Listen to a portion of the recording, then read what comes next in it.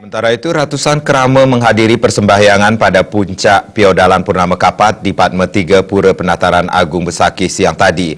Persembahyangan turut dihadiri Gubernur Bali, Madin Mangkupastika dan Bupati Karangasem I Gusti Ayu Mas Sumatri.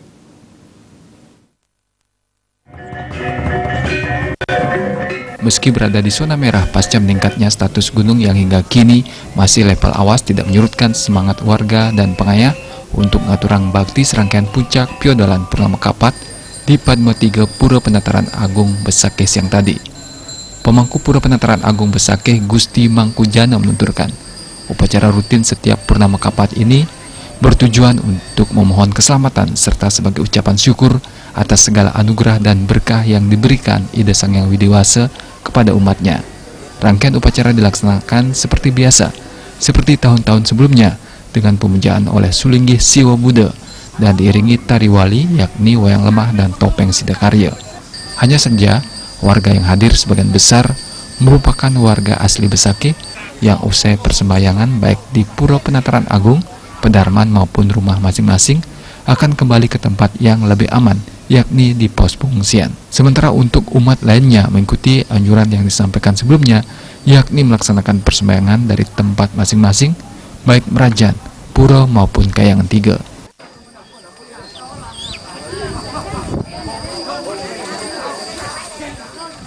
Jadi umat yang datang ke sini jelas sedikit karena kita himbau, setelah kita sudah himbau pada hari ini, jadi umat bisa kastiti untuk melaksanakan persembahyangan dari Pura Kayangan, Kayangan 3, Merajan, Suaswan yang dilaksanakan secara serentak pada hari ini di masing-masing tempat.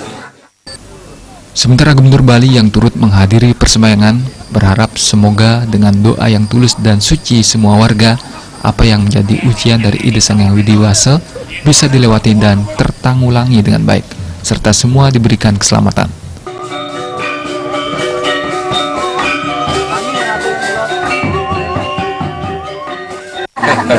Ya tentu saja walaupun ini masuk zona merah, kita dengan tadi saya katakan dengan ketulusan hati, dengan hati yang suci dan bersih kita memohon keselamatan. Ya, mudah-mudahan Tuhan akan mengabulkan apa yang kita mohon hari ini.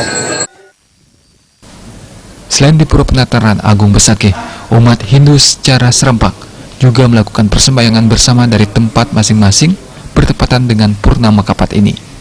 Gargita